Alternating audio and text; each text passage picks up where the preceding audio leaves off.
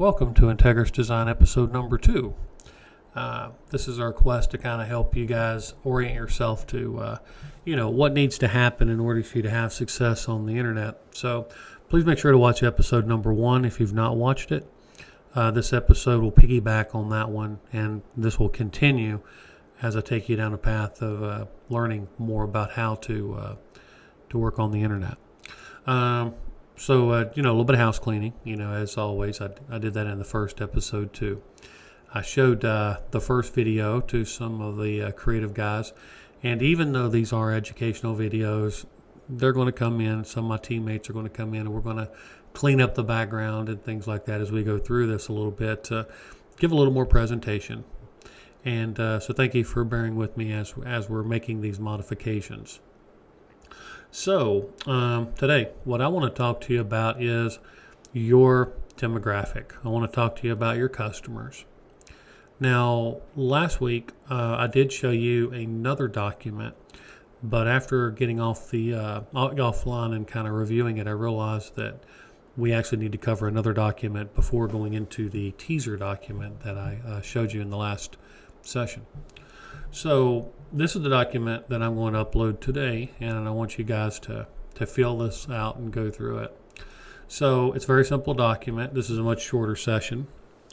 So what I need you to do is I want you to understand your audience, who you're trying to target. So my first question here that I want you to answer is, do you serve customers direct or businesses? This is a huge question, because if you serve customer direct, B2C, where you're going to market and how you're going to market is a lot different than if you're doing a B2B. Now, just really break this down, fine-tuned. B2C means you're selling something to a person that does not own a business. It's just a person within your target region. If you're B2B, you're trying to sell business services to other businesses. For example, I am a B2B. I don't sell anything to a general consumer, not through this business. And then the third option is both customers and businesses, meaning you have some products that serve customers and some products that serve businesses. Now, there is a fourth option, and that is that if you have we have clients that sell their products to retailers, and then retailers sell their stuff to B2C. That's kind of beyond the scope of what we're covering here. But if you leave a comment, if I see a lot of information about that, wanting to know more, I'll be happy to discuss that with you. So the next thing I want you to do is to describe the top qualities of your ideal customer. Be as specific as possible. So what I need you to do is really think about what is the ideal customer who's most likely to buy what you're trying to offer. Do they follow a certain religion? Do they have certain hobbies that they like? Are they hunters? Are they technical people? Are they fishermen? Are they family people? You need to really narrow down and fine tune to the highest degree that you can what your ideal customer looks like, who's most likely to buy what you want. What you're trying to do is you're trying to isolate from the general population your target audience. Now, all this goes into demographic. It's kind of the big word here, but I'm trying to avoid a lot of the bigger trade terms just in order to kind of, not muddle things up. So I need you to go through here and I need you to fill that out. And again, be as specific as you can as you're doing so. Then what we need to do is talk about your service area. So service area is important. You got local, regional, national, and international. Now, the scope of an international campaign's beyond the scope of these sessions, but it's good to go ahead and throw it out there. Now, some people will say, well, I offer something, and you know what, I'm not a tradesman, so I can sell it nationally, and you know what, I can sell it internationally.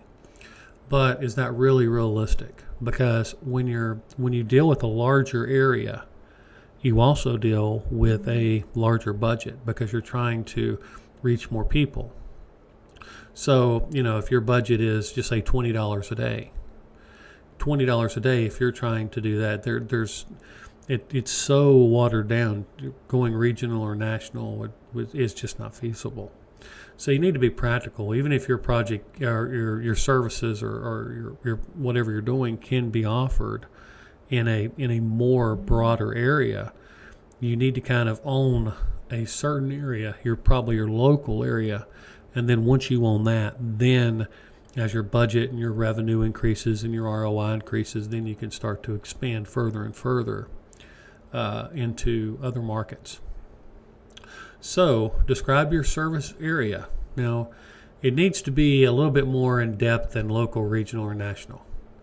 For example, if you're selling a service that is more toward say a higher income demographic, then are there areas within the areas you serve that you should sub-target?